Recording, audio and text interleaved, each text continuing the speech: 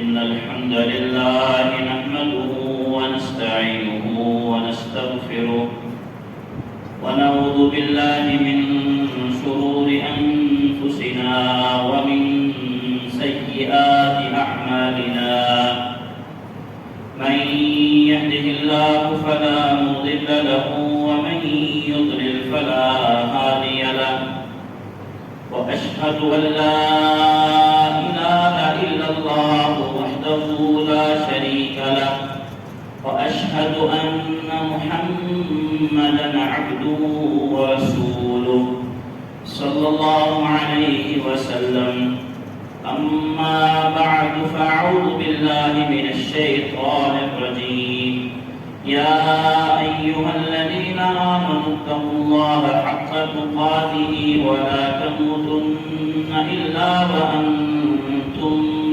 مسلمون يا أيها الناس اتقوا ربكم الذي خلقكم من نفس واحدة وخلق منها زوجها وبث منهما رجالا كثيرا ونساء واتقوا الله الذي تساءلون به والأرحام إن الله كان عليكم رقيبا يا أيها الذين آمنوا اتقوا الله وقولوا قولا سديدا يصلح لكم أعمالكم ويغفر لكم ذنوبكم ومن يطع الله ورسوله فقد فاز فوزا عظيما أما بعد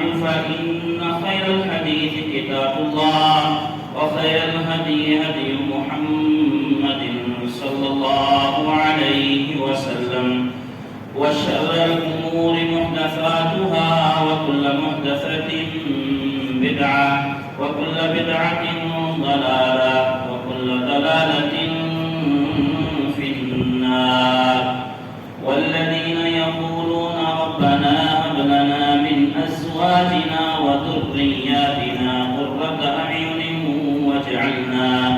واجعلنا للمتقين إماما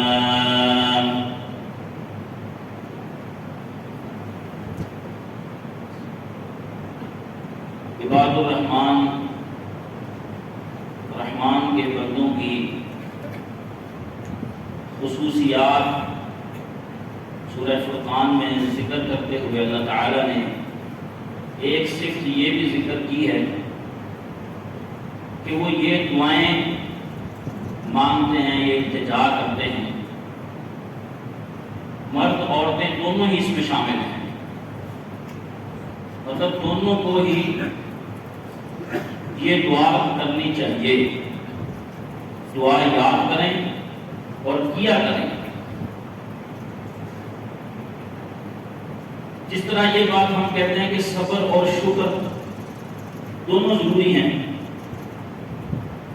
جس طرح جو ہے وہ کئی چیزوں میں ہم کہتے ہیں کہ یہ ایک گاڑی کے دو پہیے ہیں، اگر ایک نہ ہوا تو کام نہیں چلتا۔ اسی طرح جو ہے وہ تربیت اولاد کے حوالے سے ماں باپ دونوں کی پوری توجہ کا ہونا ضروری ہے۔ باپ بھی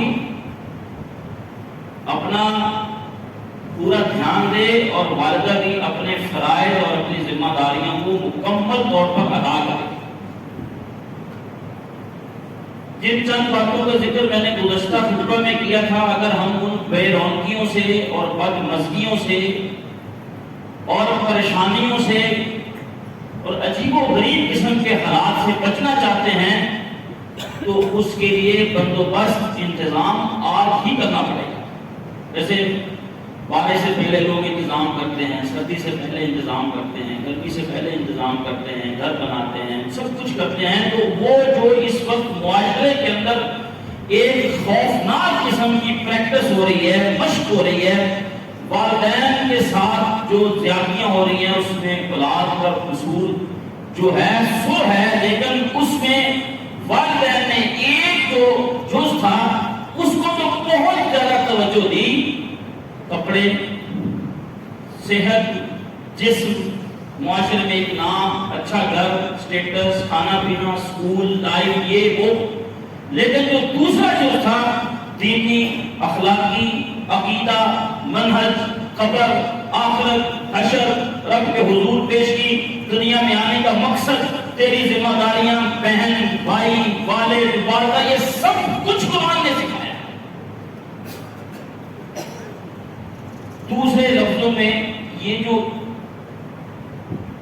وقت اس وقت گزر رہا ہے، وقت کو برا نہیں کہنا چاہیے۔ رسول اللہ صلی اللہ علیہ وآلہ وسلم نے فرمایا لا تسبوا الدهر، وقت کو برا نہ کرو۔ زمانہ بڑا برا ہے، زمانہ بھی برا، زمانہ تو اللہ ہے۔ رسول اللہ صلی اللہ علیہ وسلم نے فرمایا، اللہ تعالیٰ فرماتے ہیں، رسول اللہ صلی اللہ علیہ وسلم جب اس طرح کہیں کہ اللہ تعالیٰ فرماتے ہیں تو ایسی حدیث کو حدیث قدسی کہا جاتا ہے۔ اللہ تعالیٰ فرماتے ہیں کہ ابن آدم یعنی انسان، آدم کی اولاد میرے بندے مجھے تکلیف دیتے ہیں، اور تکلیف دینے کا ان کا طریقہ یہ ہے کہ وہ زمانے کو برا بھلا کہتے ہیں، گالیاں دیتے ہیں۔ یؤذینی ابن آدم یسب الدہر وانا الدہر وانا اقلب اللیل والنہار، زمانہ میں ہوں، دن رات میرے حکم سے تبدیل ہوتے ہیں، دنوں میں، راتوں میں، ٹھنڈک، گرمی، جو بھی تبدیلی ہے یہ اللہ کے حکم سے ہے، اللہ کے حکم کے بغیر کچھ نہیں۔ تو لوگ بدلتے ہیں، ان کے اعمال بدلتے ہیں، ان کے کردار بدلتے ہیں، ان کے اخلاق بدلتے ہیں، ان کی صفات چینج ہوتی ہیں۔ ہم لوگوں کے بدلنے سے زمانے کو برا بھلا کہنا شروع کر دیتے ہیں۔ دیکھیں بعض چیزیں ایسی ہیں، الفاظ میں ذرا غور کریں، بعض چیزیں ایسی ہیں کہ جو غلط ہیں، بالکل 100% غلط ہوتی ہیں، اس کا دوسرا کوئی استعمال نہیں ہے۔ مثال کے طور پہ شراب ہے، بس یہ غلط ہی غلط ہے، اس کا کوئی پازیٹیو یوز نہیں ہے، لیکن اکثر و بیشتر چیزیں، میکسیمم چیزیں جو ہیں وہ ملٹی پرپز ہیں، یعنی اس کو ہم نیگیٹو بھی یوز کر سکتے ہیں، پازیٹیو بھی کر سکتے ہیں، اپنے حق میں بھی کر سکتے ہیں، اپنے خلاف بھی کر سکتے ہیں۔ اگر ہم اس کو مال اللہ نے دیا ہے، اب مال کے بغیر انسان ایک قدم نہیں اٹھا سکتا، ایک شب نہیں گزار سکتا، ایک دل جو ہے بسر نہیں کر سکتا، جس طرح کشتی پانی کے بغیر نہیں چل سکتی، اس طرح انسان مال کے بغیر نہیں چل سکتا۔ لیکن یہی مال پچھلی امتوں کی اور اس امت کی تباہی کا سبب بنے گا۔ پچھلی امتوں کو اس مال نے برباد کیا، اور رسول اللہ صلی اللہ علیہ وسلم نے فرمایا میری امت کی تباہی اور ہلاکت کا سبب یہی مال اور مال کے اندر مقابلہ بازی ہے۔ تو اسی طرح کوئی بھی چیز ہے، اس کا پازیٹیو یوز بھی ہے، نیگیٹو بھی ہے، مثبت بھی ہے، منفی بھی ہے۔ صحت ہے، آپ اس کو صحیح استعمال کر سکتے ہیں، غلط بھی استعمال کر سکتے ہیں۔ اللہ رب العالمین نے جتنا اختیار دیا ہے اتنا ہی پوچھنا ہے۔ جس چیز کا رب تعالیٰ نے انسان کو اختیار نہیں دیا اس کو پوچھنا بھی نہیں، اس نے وہ ہم سے نہیں پوچھے گا۔ تو یہ وقت جو ہے یہ انسان کے اختیار میں دیا ہے کہ یہ اس کو اچھا گزار لے، برا گزار لے، نماز پڑھ کے گزار لے، بے نمازی سے گزار لے، قرآن پڑھ کے گزار لے، قرآن یاد کر کے گزار لے، یا اس کے بغیر گزار لے۔ تو زمانے کو، وقت کو برا کہنا یہ اللہ تعالیٰ کو تکلیف دینا ہے، اور بہت سارے مسلمان لاشعوری طور پہ یہ حرکت کرتے رہتے ہیں۔ تو میں یہ کہہ رہا ہوں کہ اس وقت جو ہمارے سامنے ایک پورا سینیریو ہے، نقشہ ہے کہ ایک بٹن دبا کے آپ کہیں سے کہیں پہنچ سکتے ہیں، اور وہ بٹن آپ کو اپنے بچے کو، اپنی بچی کو لے کے دینا پڑتا ہے، نہ لے کے دیں تو بغاوت ہو سکتی ہے، دیگر مسائل کھڑے ہو سکتے ہیں۔ پھر آخر سر پکڑ کے بیٹھا ہے شریف باپ، اور سر پکڑ کر بیٹھی ہے وہ شریف دادی، وہ حیا میں بھری ہوئی والدہ، کہ کس طرح لوگ کہتے ہیں جی بچیوں کی حفاظت، یاد رکھو بچیوں کی حفاظت آسان ہے، بچوں کی حفاظت اس سے بھی زیادہ مشکل ہے۔ پنجابی کی ایک مثال ہے، کہتے ہیں کہ 4 ٹانگوں والے کی حفاظت آسان ہے، 2 ٹانگوں والوں کی مشکل ہے۔ جانور کو تو باندھ دیں گے نا قلعے میں، گائے کو، بھینس کو، بکری کو، گھوڑے کو، لیکن 2 ٹانگوں والے کو، انسان کو، بیٹے کو، بھائی کو، بھتیجے کو، بھانجے کو اوپر لے، ان کو کیسے باندھو گے؟ بیٹیوں کی حفاظت سے زیادہ بیٹوں کا جو ہے وہ کردار، اخلاق، ان کے معاملات کی حفاظت مشکل ہے، کیونکہ ہمارا ٹرینڈ ہی یہ بنا ہوا ہے، ذہن ہی یہ ہے کہ بچہ ہے، اصل بچی ہے۔ بالکل غلط بات ہے۔ کم از کم اتنا تو سمجھو کہ جتنی کردار کی، اخلاق کی حفاظت کی بیٹی کو ضرورت ہے بیٹی کو، اتنی ہی میں تو یہ کہتا ہوں کہ اس سے زیادہ، لیکن انصاف پر اگر کم از کم ہے تو اتنی ہی ضرورت اس کو بھی ہے۔ کہاں رہتا ہے، کہاں جاتا ہے، کیا کرتا ہے، کیا نہیں کرتا، اس کی میں بات آگے جا کے کرنا۔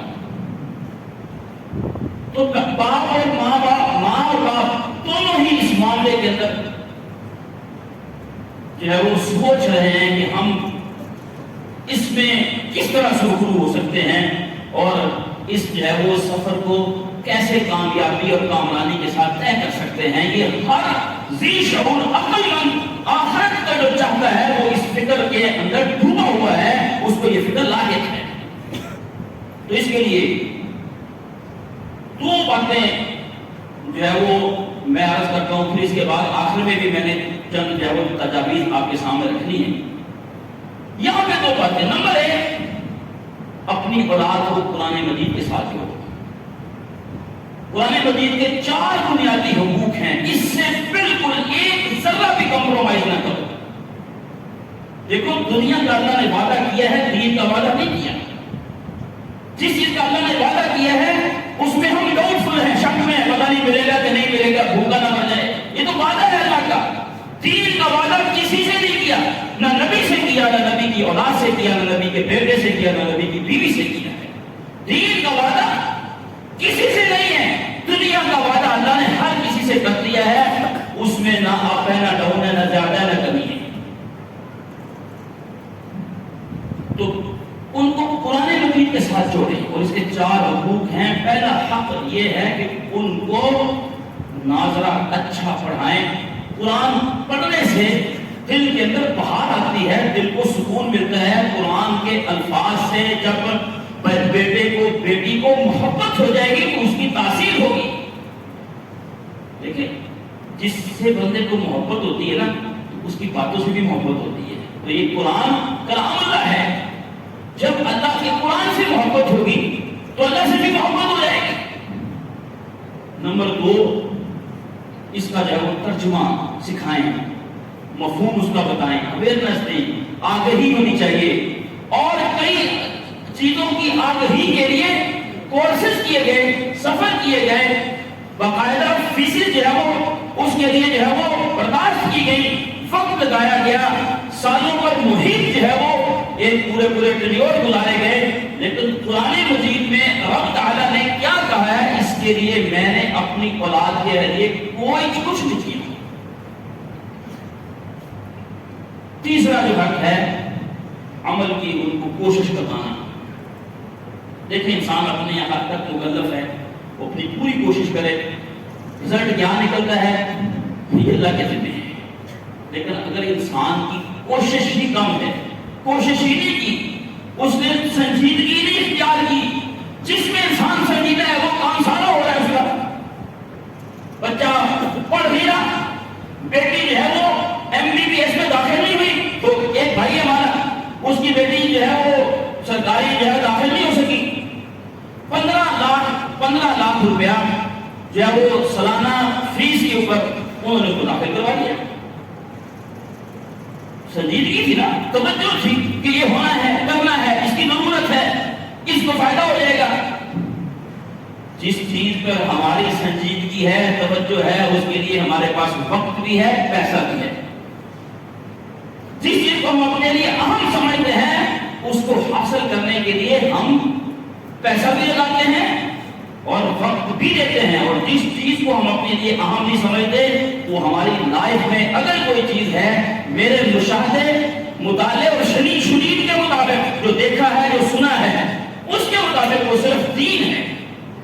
دین کی ہماری زندگیوں میں کوئی اہمیت نہیں ہے، ہمارے اخلاق میں کوئی اہمیت نہیں ہے، ہمارے معاملات میں کوئی اہمیت نہیں ہے۔ اس لیے نہ ہی ہمارے لیے اس کے متعلق سنجیدگی ہے، نہ ہی اس کے لیے وقت ہے، نہ ہی اس کے لیے ہمارے پاس جو ہے وہ رقم ہے۔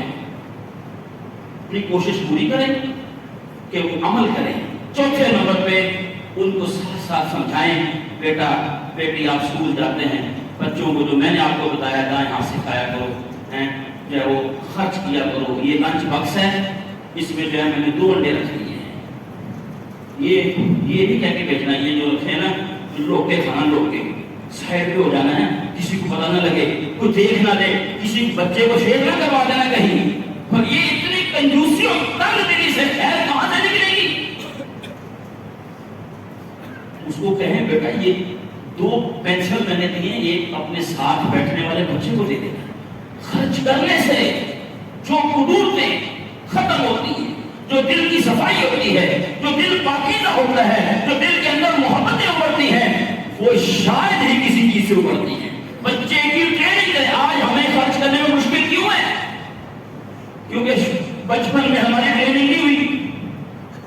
بعض علاقوں میں مدینہ منورہ میں 2005 کی بات ہے، رمضان مبارک میں عمرے پر تھے ہم، تو وضو خانے میں ایک چھوٹا سا بچہ، اب کہہ سکتے ہیں 6-7 سال کا ہوگا، لباس پہنا ہوا اس نے عربی اور توپ جو ہوتی ہے ان کی وائٹ کلر کی، اور سر پہ سرخ رومال لیا ہوا چھوٹا سا اور کالے رنگ کا وہ کڑا، اس کو وہ اقال کہتے ہیں، وہ پہنا ہوا ہے اور وہ گھوم پھر رہا ہے، بڑی بے چینی میں ہے، یعنی کیا ہے اس کو اچانک ہمارے پاس آتا ہے، بس یا عمی تعال معیہ تعال، شروع ہو گیا، ہمارا ہاتھ پکڑا ہوا ہے، ہم جو ہے وہ 2-3 بھائی ہیں، سیدھا لایا دسترخوان پہ بیٹھا، پوچھا یہ کیا ہے؟ یہ کیا ہے؟ دسترخوان میں بٹھا دیا، بس افطاری ہوئی، نماز ہوئی۔ ہم نے وہاں بھائی سے پوچھا کہ یہ کیا ماجرا ہے، ہمیں نہیں سمجھ آیا۔ اس نے کہا کہ یہ کسی کا بھتیجا ہے، کوئی بھانجا ہے، کوئی بیٹا ہے، کوئی ہے، انہوں نے ان کو کہا ہے کہ جتنے بچے، جتنے افراد کھینچ کے دسترخوان پہ لاؤ گے اتنے ریال تمہیں نام ملے گا۔ جتنے بندے مدینہ میں لڑائی ہوتی ہے، مکہ میں لوگ خود پڑھتے ہیں، یہ 5 سال کے لیے میں نے یہ جگہ بک کی ہوئی ہے، ادھر کوئی اور افطاری نہیں کروا سکتا۔ مدینہ طیبہ میں آپ جائیں کتنے سال کے لیے۔ ہمیں یاد ہے ویسے جب لوگوں کو دیکھا تو ماحول سے انسان متاثر ہوتا ہے، ہم نے کہا چلو ہم بھی تھوڑا بہت افطاری میں حصہ لیتے ہیں۔ بھائی وہ داخل ہی نہیں ہونے دیتے، پہلے تو وہ کھانے کی چیز بغیر پرمٹ کے حرم پاک میں داخل ہی نہیں ہونے دیتے، بڑی مشکل سے ہم نے ایک طریقے سے جاؤ روح افزا اور کیا چلو زمزم بناتے ہیں۔ یقین کریں جس دسترخوان پہ بھی رکھیں وہ آگے ادھرتے ہیں ہم سے، یہ کس نے رکھا ہے، کون ہے یہ میرا دسترخوان ہے، یہ میں نے بک کرایا ہوا ہے۔ تو جب ہم والدہ والد بچے کو کنجوسی کا سبق دے گا، اس سے بہت ساری خرابیاں اور قباحتیں اس کے اندر جنم لے گی۔ تو عمل کی تربیت بھی سکھائیں اس کو کہ بچوں کو جو آپ نے سیکھا ہے آپ آگے بھی سکھانا شروع کریں۔ تو یہ 4 باتیں جو ہے وہ پہلے یعنی قرآن مجید کے یہ 4 حقوق ہیں۔ دوسری بات تربیت کے حوالے سے میں نے کہا 2 باتیں، اتنا جو سینیریو بنا ہوا ہے، چاہے وہ نیٹ کا ہے، بے دینی کا ہے، بد اخلاقی کا ہے، چاہے جو ہے وہ یورپ اور مغرب کا جو ہے وہ پورا مضبوط وار ہے، کچھ بھی ہے، ان 2 چیزوں کو لازم پکڑو، قرآن کو اور نماز کو۔ پچھلے خطبے میں نے یہ عرض کیا تھا کہ اللہ رب العالمین نے یہی بات کہی، وَأْمُرْ أَهْلَكَ بِالصَّلَاةِ، ابتدا یہاں سے کی ہے۔ اسماعیل علیہ السلام کا ذکر فرمایا، وَاذْكُرْ فِي الْكِتَابِ إِسْمَاعِيلَ إِنَّهُ كَانَ صَادِقَ الْوَعْدِ وَكَانَ رَسُولًا نَبِيًّا وَكَانَ يَأْمُرُ أَهْلَهُ بِالصَّلَاةِ وَالزَّكَاةِ وَكَانَ عِندَ رَبِّهِ مَرْضِيًّا۔ ان کو اسماعیل علیہ السلام کا قصہ سناؤ۔ وہ اللہ تعالیٰ کے سچے پیغمبر تھے، وعدے کو پورا کرنے والے تھے، رسول نبی تھے۔ وہ اپنے گھر والوں کو نماز اور زکوٰۃ کا حکم دیتے تھے اور اللہ رب العالمین کے ہاں بڑے پسندیدہ تھے۔ اس کا مطلب ہے کہ اللہ کے ہاں پسندیدہ بننے کے لیے یہ چیزیں ہونی چاہیے، اس وعدہ پکا کرو، سچا کرو، ساتھ کیا ہے؟ نماز کا خود بھی اہتمام کرو، گھر والوں کو بھی کہو، اپنی بھی زکات کرو اور اپنی بیگم کے مال کی بھی زکات ادا کرو۔ میاں بیوی کا مال الگ الگ ہے اسلام کے اندر۔ یہ ہندوؤں کی باتیں ہیں کہ ہم میں اور آپ ایک ہی ہیں، ایسا نہیں ہے، یہ ہندوؤں کی بات ہے۔ اسلام دین شرع جو ہے وہ یہ کہتا ہے اگر بیوی مالدار ہے تو شوہر کے پاس اگر مال نہیں ہے تو بیوی اپنے مال کی زکات خود دے۔ وہ شوہر ذرا قرضے اٹھا کے اس کے زیور کی زکات دیتا رہے بھی کیوں؟ اس کے اوپر تو زکات ہے ہی نہیں۔ زکات اس پر ہوگی جس کے پاس ملکیت ہوتی ہے، نصاب ہو۔ تو دوسری بات نماز کی ہے کہ نماز یہ دو باتوں کو جہاں سے پکڑے، اپنے بیٹے بیٹی چھوٹے بڑے گھر بیوی اس ماحول کے اندر یکسر آ گیا، وہ ایک بہترین قسم کی جو ہے وہ تبدیلی خود محسوس کرے گی۔ تو مرد ہو یا عورت، میاں بیوی، ان کی پھر اگر اولاد ہوتی تو ماں باپ بن جاتے ہیں، تو دونوں کو چاہیے کہ یہ دعا پڑھیں اور یاد بھی کریں اور پڑھ کریں۔ کون سی دعا ہے؟ والذین یقولون، یہ عباد الرحمن کی صفات ہے، اور وہ لوگ جو یہ کہتے ہیں ربنا، اے ہمارے رب، ہب لنا، تو ہمیں عطا فرما، ہمارے لیے بندوبست فرما، ہمارے نصیب میں کر دے، کیا؟ من ازواجنا، ہماری بیویوں سے۔ اور اگر بیوی دعا پڑھے گی تو وہ کہے گی ہمارے میرے شوہر سے، کیا؟ ربنا ہب لنا من ازواجنا وذریاتنا، اور ہماری اولادوں سے، یعنی بیوی کے لیے مرد اور اس کی اولاد، اور شوہر کے لیے اس کی بیوی اور اس کی اولاد۔ کیا وجہ ہے؟ قرۃ اعین، آنکھوں کی ٹھنڈک ہو، وہ بات کرے تو جی کے جی ابو جی، دو دفعہ جی کہے۔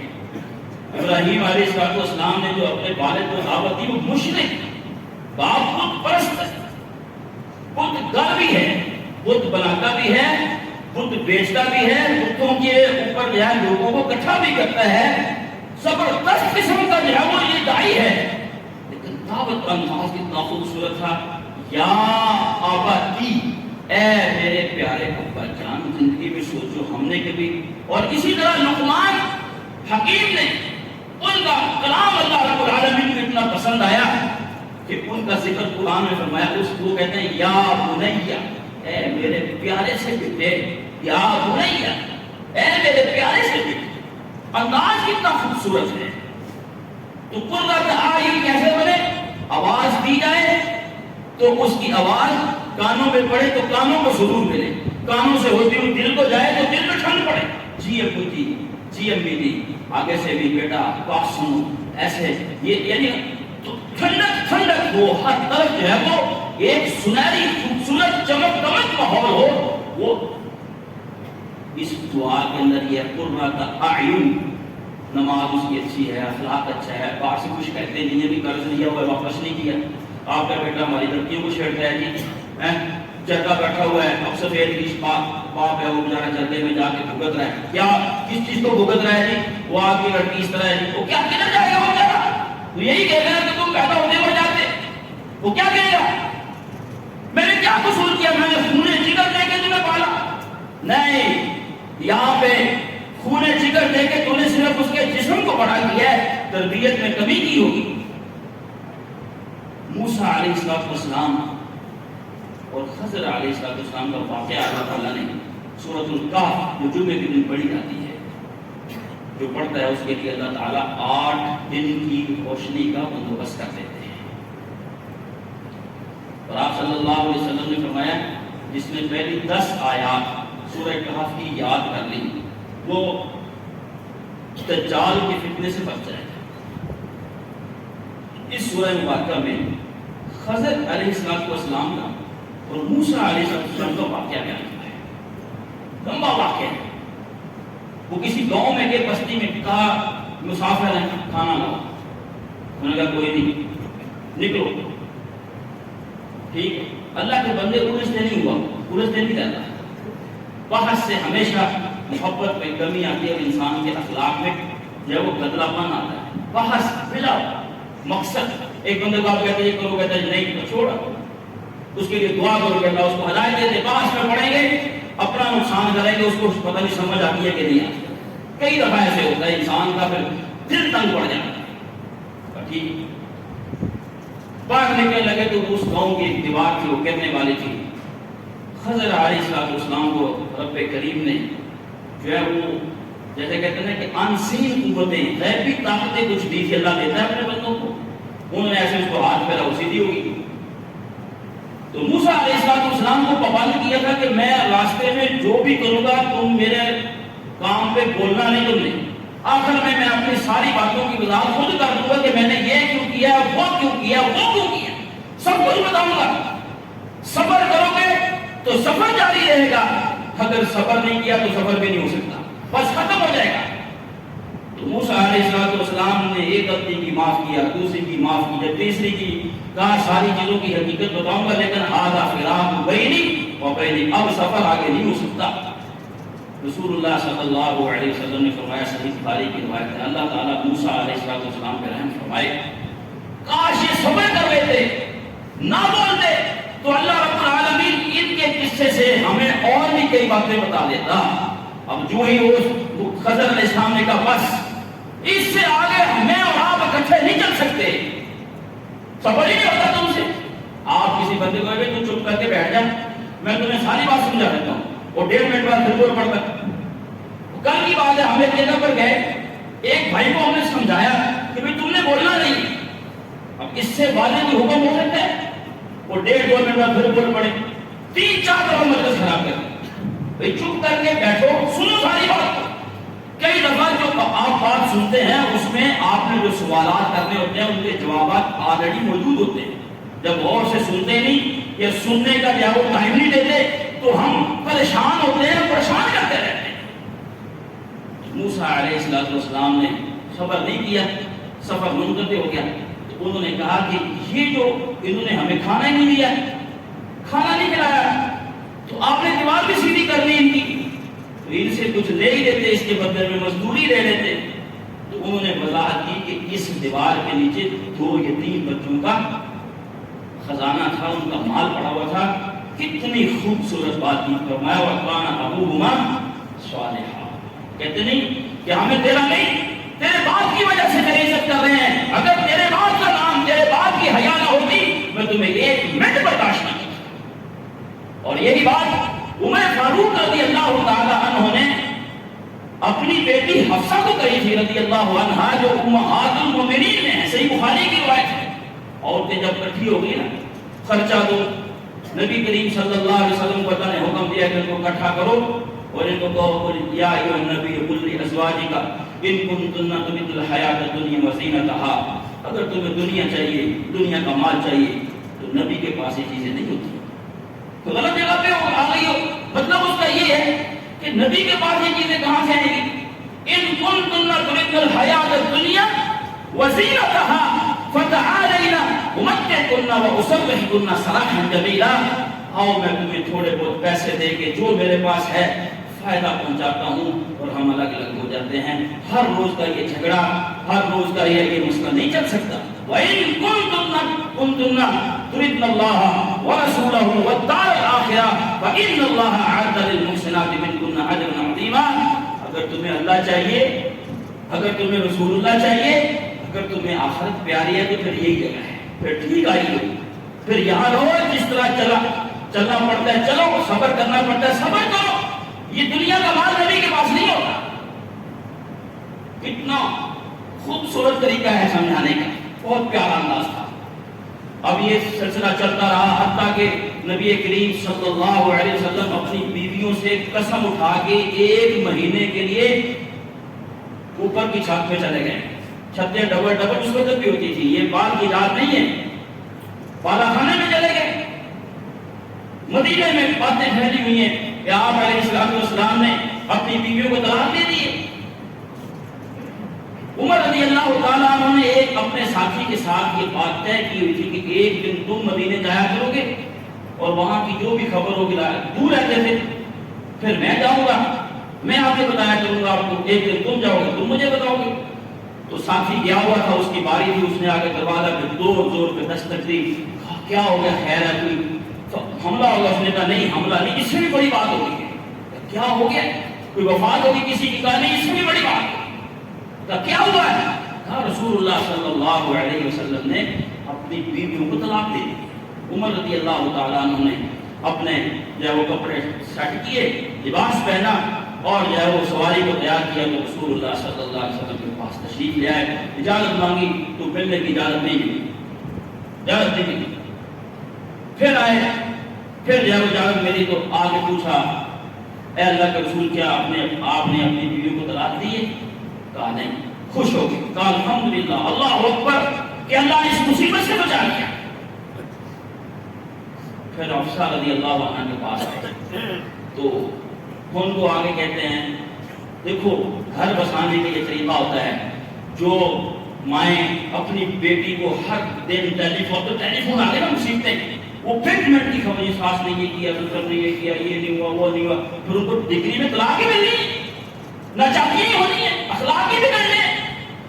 جو مائیں اپنی بیٹیوں کے سر پہ کھڑی ہوتی ہیں وہ بیٹیوں کے گھر نہیں بستے، ان کو سکون نہیں ملتا. یہ تو بڑی خوشی ہوتی ہے نا کہ میری بیٹی جو ہے وہ میرے داماد کے ساتھ ہنسی خوشی رہ رہی ہے، وہ آ رہے ہیں ہنستے کھیلتے. اچھا جب کسی کی بیٹی ہے اور میرے بیٹے کے ساتھ خوش رہتی ہے تو یہ مجھے برداشت ہی نہیں. یہ کس طرح کا دورہ میں آ ہے بھائی؟ کسی کی بیٹی کو بیٹی بنا لو، تمہاری بیٹی اگلے گھر میں جا کے بیٹی بن جائے گی. آنے والی کو جو ہے وہ یہ حیثیت اور عزت دو، جانے والی کو حیثیت اور عزت مل جائے گی. یہ نہیں کہ آنے والی پر بھی ہمارا حکم ہو اور جانے والی پر بھی ہمارا حکم ہو. یہ کیسے ہو سکتا ہے؟ آنے والیوں کو بیٹیوں کا درجہ دو، جانے والی یہاں جو ہے جان کے جو ہے وہ کوئی ملکہ بن جائے گی، کوئی شہزادی بن جائے گی، کوئی اونچی بن جائے گی، سکون ہو جائے گا. پنجابی میں کہتے کہتے جی دھی دکھی ادا جگ دکھی، یعنی جس کی بیٹی اپنے گھر میں پریشان ہوتی ہے اس کو کوئی چیز اچھی نہیں لگتی، نہ دن کو اس کو سکون ہے نہ رات کو نیند ہے. عمر رضی اللہ تعالیٰ نے حفصہ رضی اللہ تعالیٰ عنہ کا دماغ روشن کیا، کان کھولے ان کے، کہا یہ جو تمہارے اندر کوئی ایسی کوالٹی نہیں، تمہارے اندر کوئی اتنے گیٹس نہیں ہیں، کوئی ایسی صفات نہیں ہے. رسول اللہ صلی اللہ علیہ وسلم نے جو اب تک تجھے برداشت کیا ہوا ہے صرف میرے منہ کی وجہ سے برداشت کیا ہوا ہے. کیا بات ہے؟ پورا اس کو صفائی کر دی دماغ کی کہ کوئی کسی جھول میں نہ رہنا، کسی اپنے آپ کو نہ سمجھنا. اگر تمہیں برداشت کیا ہے، تمہارے جو اخلاق ہے، صفات ہیں، ایسی نہیں ہے، یہ تمہیں جو رسول اللہ صلی اللہ علیہ وآلہ وسلم نے رکھا ہوا ہے یہ میری وجہ سے رکھا ہوا ہے. تو اپنی جو ہے وہ بیٹی کو بھی سمجھایا. بات میں عرض کر رہا ہوں میرے عزیز بھائیوں کی، کہتے ہیں ماں باپ کے اوپر جو ہے وہ بات آتی ہے کہ تیرے باپ کی وجہ سے، تمہارے خاندان کی وجہ سے، تمہاری اس نیکی کی وجہ سے ہم یہ جو ہے وہ آپ کے ساتھ اخلاق نیکی کر رہے ہیں. ایک اور مثال ہے کہ میں آگے جا رہا ہوں، بی بی مریم، ان کے ہاں عیسیٰ علیہ السلام کی ولادت ہوگی، شادی شدہ عورت نہیں ہے، بچہ کیسے پیدا ہو گیا سارے جہان کو پتہ ہے. وہ جب وہ اس کو اٹھا کے لے گئی قوم کے پاس، بتاؤ تم کیا اس سے پہلے کیا کہہ رہی تھی کہ یا اللہ مر جاتی، اکیلی عورت بچے کی ولادت. اور وہ زندگی کا جو درد ہے یہ عورت ہی سمجھتی ہے کہ جب بچے کی ولادت کا جو درد ہوتا ہے وہ موت کی جو ہے وہ ایک گھنٹی ہوتی ہے. تو وہ درد سے اس کو سکیڑتے کھجور کے پاس لے گیا. اب کھجور کو پکڑ کے جہاں پکڑا فجاء المخاض الى جذع النخلة قالت یا لیتنی مت قبل هذا وكنت نسيا منسيا. کاش اس دن سے پہلے مر جاتی. بتانے فرمایا یہ موت کی باتیں نہ کرو، تنگ آگے موت مت مانگا کرو، بلکہ اپنی اصلاح کیا کرو. ہم کہتے ہیں اکثر تنگ آگے مایوس نہ ہو، مایوسی کفر ہے، اپنی غلطیاں چھوڑیں، مایوسیاں ختم ہو جائیں گی، امیدیں جاؤ نظر آنا شروع ہو جائیں گی. اصلاح نہیں کرتے الٹی طرف جاتے، پہلے خرابی کے دھانے پر کھڑے اور خرابی کی طرف نہیں. اپنی غلطیاں درست کرو، اپنے معاملات ٹھیک کرو. موت کیوں مانگتے ہو؟ موت مانگنا جائز نہیں ہے. ہاں رسول اللہ صلی اللہ علیہ وسلم نے فرمایا اگر کسی نے موت مانگنی ہے نا تو یہ کہہ سکتا ہے، اگر کسی نے موت مانگنی ہے کہ میں بس منو اللہ مار دے، میں نہیں زندہ رہنا، میں تنگ آ چکا ہوں، میرا حساب کر دے، ساری فضول باتیں. یہ کوئی تقویٰ للہیت نہیں ہے، یہ کوئی کسی پر بوجھ نہیں ہے. فرمایا اگر کسی نے مانگنی پر یہ کہے اللہم احیینی ما علمت الحیات خیرا لی وتوفنی اذا علمت الوفاة خیرا لی. اللہ جب تو سمجھتا ہے کہ میری زندگی میرا زندہ رہنا ٹھیک ہے مجھے زندہ رکھ، اور جب تو سمجھتا ہے کہ میرے لیے میری موت بہتر ہے تو مجھے مار دے۔ یہ بھی اس وقت ہے کہ جب کوئی بندہ کہتا ہے جی میں نے موت مانگنی ہی مانگنی ہے، ورنہ نہیں مانگ سکتا۔ ابھی بھی مریم یہ کہہ رہی ہے تو آواز آ جاتی ہے فناداها من تحتها الا تحزني قد جعل ربك تحتك سريا وهزي اليك بجذع النخله تساقط عليك رطبا جنيا۔ کہا اس کو ذرا ہلا جانے کو تاکہ کھجوریں کھا ذرا دل مضبوط ہو جائے گا، اور یہ درد جو ہے اس میں کمی واقع ہو جائے گی۔ بچے کی ولادت کے بعد اگر عورت کو کھجور کھلائی جائے تو اس سے اس کی کمی بڑی جاتی، دور ہوتی ہے کمزوری۔ اب وہ کہتے ہیں کس طرح لے کے جاؤں گی، کیا کہوں گی؟ فَأَتَتْ بِهِ قَوْمَهَا تَحْمِلُهُ، جب قوم کے پاس آتی ہے قالوا یا مریم لقد جئت شیئا فریا، اتنا بڑا جھوٹ، اتنا بڑا بہتان، اتنی بڑی بات، ما كان ابوك امرأ سوء وما كانت امك بغيا، نہ تو تیرا باپ برا بندہ تھا، شریف آدمی تھا، نہ تیری اماں کوئی غلط عورت تھی، تو نے کیا جان چڑھایا؟ چپ ہے۔ اللہ تعالیٰ نے کہا تھا چپ رہنا ہے۔ جو لوگ اللہ کی بات مانتے ہیں اللہ ان کو ذلیل نہیں ہونے دیتا۔ یہ انسان اللہ کے دین کے مقابلے میں اپنی عقل سے ادھر جھوٹ بول لوں گا، ادھر یہ کروں گا، وہ شدت سے نکل ہی نہیں سکتے، اور بے سکونی جو ہے وہ ان کے دل کے اوپر ڈھیرے ڈالے رکھتی ہے۔ اپنی عقل کو اللہ کے دین کے مقابلے میں استعمال نہ کریں، اپنی عقل کو اللہ کے دین کو سمجھنے کے لیے استعمال کریں۔ یہ جتنا بھی دنیا کے اندر کفر پھیلا ہے، یہ معجزات کا انکار ہوا ہے، کسی نے عذاب قبر کا انکار کیا ہے، کسی نے کسی چیز کا انکار کیا ہے، اس کے پیچھے زیادہ عقل ہے۔ عقل نہیں مانتی، عقل نہیں مانتی۔ یہ عقل تمہاری چھوٹی ہے، اللہ کا بنایا نظام بہت بڑا ہے، جتنا اللہ نے بتایا ہے وہ مانو، سمجھ آئے پھر بھی مانو، نہ سمجھ آئے پھر بھی مانو۔ یہی رب کا جو ہے وہ رب ہونے کا جو ہے وہ مطلب ہے، اور یہی جو ہے وہ اللہ رب العالمین کا جو ہے وہ ہم سے تقاضا ہے۔ اب اللہ نے کہا تم چپ رہنا ہے، بولنا نہیں۔ اس نے کہا جی میں بول نہیں رہی۔ فاشارت الیہ، بچے کی طرف اشارہ کیا، اس سے پوچھو، ان کو اور غصہ آ گیا کہ تم نے غلط کام کیا، الٹا کام کیا، خرابی کی۔ جیسے جب ہمارے ہاتھ میں بھی کوئی بات آ جائے تو ہم کس طرح پیٹ دیں اس کو۔ بھائی یہ بات یاد رکھو کہ یہ مجھ سے بھی ہو سکتا ہے کہ میں لوگوں سے کس قسم کے سلوک کا امیدوار ہوتا ہوں۔ پیٹنا بند کرو، اللہ رب العالمین پٹوائے گا نہیں۔ پردے رکھو، اللہ پردے رکھوائے گا۔ ذلیل نہ کرو، اللہ عزت محفوظ رکھے گا۔ کسی کے جو ہے وہ بات میں بڑھ چڑھ کے اس کو پریشانی کی طرف نہ جاؤ، اللہ رب العالمین تمہارے معاملات کو بھی چھپا دے گا۔ اب ان کو اور غصہ ہے کہ پہلے یہ کام، الٹا کہہ رہے اس سے پوچھو۔ کیف کہتے ہیں کیف نکلم من کان فی المہد صبیا، اس سے کیسے بات ہو سکتی ہے، اس سے کیسے بات کرے، گود کا بچہ۔ اور یہ وہ کہتے ہیں یہ کنڈونے میں ابھی تو یہ جھولے لے رہا ہے، جھول رہا ہے، اس سے پوچھیں، تمہاری کرتوت کا اس سے پوچھیں۔ اللہ اکبر۔ ابھی یہ غصے ہو رہے تھے، ایک دوسرے سے باتیں اشارے ہو رہے تھے، ادھر سے جو ہے وہ آواز اٹھتی ہے، قال انی عبد اللہ، میں کوئی عام آدمی نہیں ہوں، اللہ کا بندہ ہوں۔ آتانی الکتاب وجعلنی نبیا وجعلنی مبارکا اینما کنت واوصانی بالصلاۃ والزکاۃ ما دمت حیا وبرا بوالدتی ولم یجعلنی جبارا شقیا والسلام علی یوم ولدت ویوم اموت ویوم ابعث حیا ذلک عیسی ابن مریم قول الحق الذی فیہ یمترون۔ آواز آئی کہ میں اللہ کا بندہ ہوں، اس نے مجھے کتاب دینی ہے، نبی بنانا ہے، سارا حقیقت ہے وہ کلام کی۔ تو اس میں بھی باپ کی طرف بات جاتی ہے۔ لوگ جو ہے وہ ماں باپ کو جو ہے وہ ضرور کہتے ہیں۔ تو میرے عزیز بھائیو، یہ جب ہم اس چیز کو چاہتے ہیں کہ ہماری اولاد نیک نامی ہو دنیا میں اور آخرت میں ذخیرہ ہو، تو اس کی دوسرا جز تربیت، اخلاق، جو میں نے دو باتیں بتائی ہیں پہلے، ایک قرآن کے ساتھ ان کو جوڑیں، دوسرا نماز کے ساتھ۔ اب یہ کہ قرۃ اعین، آنکھوں کی ٹھنڈک کیسے بنیں گے؟ ان چیزوں کے ساتھ بنیں گے کہ ہم اپنا کردار ادا کریں۔ اب وہ دو بچوں کا مال محفوظ ہو گیا ان کے باپ کی وجہ سے، باقی چیزیں بھی جو میں نے بیان کی۔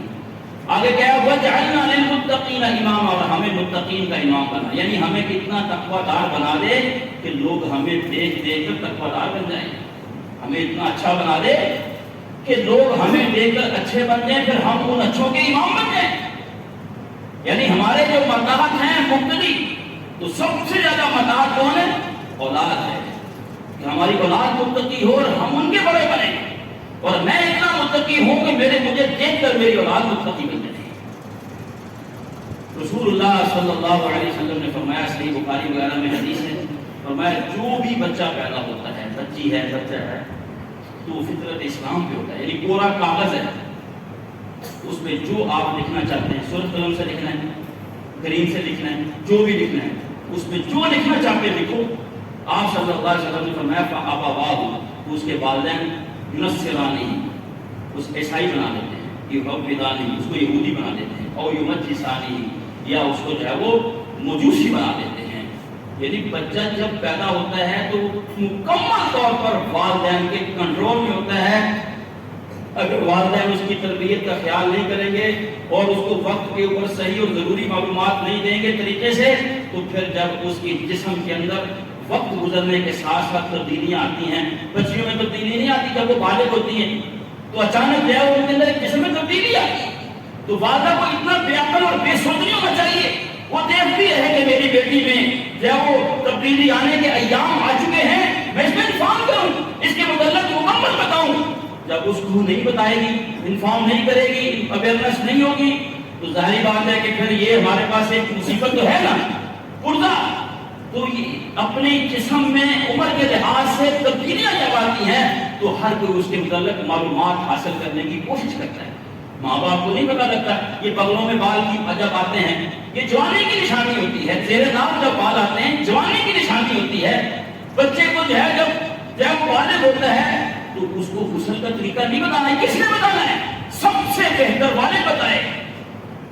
چپکے سے واش روم میں جو ہے وہ آپ ریزر رکھ دیں، پتہ ہے کہ تیرے نام بال ہے، اس کو سمجھا دیں، اس کو سمجھ آ جائے گی۔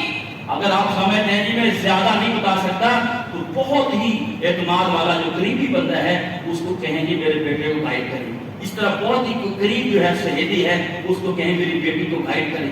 گائیڈ نے اس کو، وہ بھی اسلام نے گائیڈ کی ہے، جب اسلام والی گائیڈ نہیں دیں گے تو دوسری تیسری گائیڈ ہمارے اخلاق کو بھی، عزت کو بھی، معاملات کو بھی بگاڑ کے تباہ کر کے رکھ دیں۔ تو والدین کے سامنے اولاد کیا ہے؟ سفید کاغذ ہے، اس کو ان کی عمر کے حساب سے ڈیل کرنا، ان کو دیکھنا، یہ والدین کی ذمہ داری ہے۔ جیسے سائز چھوٹا بڑا ہوتا ہے، جوتا تھوڑا چھوٹا لیتے ہیں، تکلیف ہوگی اس کو، زیادہ بڑا لے کے چلا نہیں جائے گا۔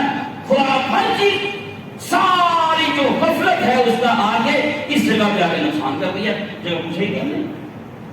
تو اس لیے رسول اللہ صلی اللہ علیہ وسلم نے فرمایا، یعنی والدین کی سب سے ضروری اور اہم ذمہ داری ہے کہ اپنے بچے کو جو ہے وقت کے ساتھ ساتھ اس کی تربیت کا، اس کے معاملات کا بھی خیال جو ہے وہ رکھا کریں۔ اور بھی بہت ساری باتیں جو ہے وہ اس موضوع کے اوپر جو ہے وہ کہنے والی ہیں۔ بہرحال جو خلاصہ ہے میرے عزیز بھائیوں، 4 باتیں اپنے ذہن میں رکھیں، 4 باتیں۔ پہلے میں نے 4 قرآن کے حقوق بتائے ہیں، اب یہ 4 باتیں میں بتانے لگا ہوں، تجویز میں نے کہا آخر میں دینی ہے۔ اگر میں اور آپ چاہتے ہیں نا کہ ہم ہر لحاظ سے سکھی ہو جائیں تو اپنی اولاد کو دیندار بناؤ، بس۔ اگر میں اور آپ یہ چاہتے ہیں نا کہ دنیا اور آخرت میں سکھ ملے تو اس کا ایک ہی راستہ ہے، اپنی اولاد کو دیندار بنانا، بس۔ اب اولاد کو دیندار بنانے کے لیے 4 میری تجاویز ہیں۔ نمبر 1، میں اور آپ چاہتے ہیں نا کہ دیندار بنے، تو اس کے لیے پہلی بات یہ کہ خود دیندار بنو۔ یہ نہیں خود لفنڈر گناہ ہے، خود الٹی سیدھی حرکتیں ہیں، حرام کھا رہا ہوں، حرام کھلا رہا ہوں، غلط چیزیں دیکھ رہا ہوں، دھوکے، فراڈ، فریب۔ تو میں سمجھتا ہوں میرے بچوں کو نہیں پتا میں سگریٹ پیتا ہوں، میرے بچوں کو نہیں پتا میں کبھی کبھی ڈرنکنگ کرتا ہوں۔ بھائی سگریٹ پیتا ہے، تو شراب پیتا ہے، تو الٹے سیدھے کام کرتا ہے، دھوکے کرتا ہے، اپنی بہنوں کا حق اپنے بچوں کو کھلا رہا ہے، وہ اپنی پھوپھیوں کو کھا رہے ہیں۔ یہ اثرات نکلیں گے۔ اگر تو واقعتاً مخلص ہے کہ تیرے بچے بالکل ٹھیک ہو جائیں تو فرسٹ آف آل، سب سے پہلی بات یہ ہے تجھے خود ٹھیک ہونا ہوگا۔ نمبر 2، رزق حلال ہے، رزق صحیح لقمہ لا کے دیں گے، تھوڑا کھلا دیں، ہفتے میں 1 دفعہ کھلا دیں، مہینے میں 1 دفعہ گوشت کھلا دیں، لیکن رزق حلال، پوشاک اس کی کمزور ہو خیر ہے، لیکن جو ہے وہ اندر کی پوشاک گندی اور گندی نہیں ہونی چاہیے۔ نمبر 3، ان کے لیے دعا کریں، اٹھ کے 2 رکعتیں پڑھیں، اسپیشل ہاتھ نہ اٹھائیں، اپنی جو ہے وہ قمیض کو اٹھائیں، اپنی قمیض کو اٹھائیں، اور اس وقت اٹھائیں جب اللہ آسمان دنیا پہ ہوتا ہے۔ صحیح مسلم میں حدیث ہے، نبی کریم صلی اللہ علیہ وسلم نے فرمایا جب رات کا 1/3 حصہ باقی رہتا ہے، اللہ کریم جو ہے وہ آسمان دنیا پہ آ جاتے ہیں۔ یہ ہر رات ہی آتے ہیں، رمضان غیر رمضان کا کوئی تعلق نہیں، ہر رات، یہ ہر رات ہی پیکج ہے۔ پھر آگے اللہ فرماتے ہیں انا الملک، میں ہوں بادشاہ، انا الملک، میں ہوں بادشاہ۔ پھر 3 اعلان ہوتے ہیں، حل من مستغفر، کوئی بخشش طلب کرنے والا ہے فاغفر لہ، ہم سے بخشش طلب کرے ہم اس کو معاف کر دیں۔ حل من سائل فاعطیہ، کوئی سوالی میں اس کو عطا کر دوں گا۔ حل من داع فاستجیب لہ، کوئی دعا مانگنے والا ہے میں اس کو قبول کر لوں گا۔ حتی یضیء الفجر، حتی کہ فجر طلوع ہو جاتی ہے۔ یہ تیسرا کام ہے۔ پہلا کام کیا؟ خود ٹھیک ہو، نمبر 2 اس کے حلال، نمبر 3 ان کے لیے دعائیں، اور نمبر 4 کیا ہے؟ آخری کام ان کو نصیحت کرنا، نگرانی۔ جو چوتھے نمبر کا کام ہے نا، وہ ہم سب سے زیادہ کر رہے ہیں آج کل۔ بچے کو ایسے اسکول میں داخل کراتے کہتے ہیں ادھر ہی رہے، آئے گا بس نہیں، بچے کو اپنی شفقت دیں، محبت دیں، اس محبت میں اس کو تعلیم دیں، اس محبت میں جو ہے اس کو سمجھائیں، کہنا کم کریں، کہنا کم کریں۔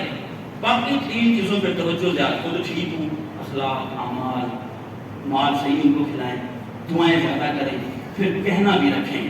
تو انشاءاللہ العزیز یہ 4 تجاویز اولاد کی تربیت کے حوالے سے، ماں ہے تو اس کے لیے بھی، باپ ہے تو اس کے لیے بھی، ان 4 باتوں کا ہم لحاظ اور خیال رکھیں انشاءاللہ العزیز۔ اور پہلی جو 2 باتیں میں نے عرض کی ہیں وہ بھی ان کے اندر شامل ہیں۔ نمبر 1 قرآن کے ساتھ ان کو جوڑ کے رکھیں، اور نمبر 2 ان کی نمازوں کا جو ہے وہ خیال رکھیں۔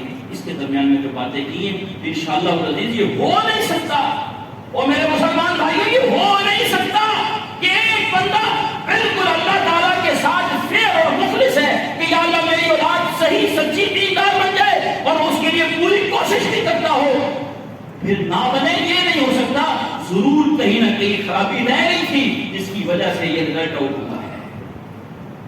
تو میرے عزیز بھائیو، اولاد کا غم بڑا غم ہوتا ہے۔ اگر کسی کے گھر میں 6 افراد ہیں نا، 6 بچے ہیں، اس کے گھر ایک بھی خراب ہے، نشے پہ لگ گیا، اگر وہ اخلاق بگڑ گیا، اگر وہ جو ہے وہ قتل و غارت میں پڑ گیا، اگر جو ہے وہ لفنڈر پونے میں بدگماش بن گیا، تو باقی 5 بچوں کی گاڑیاں، 5 بچوں کی بیویاں اس کی پویں، اور اس کے جو ہے پوتے پوتیاں، اس کو سکون نہیں آتا۔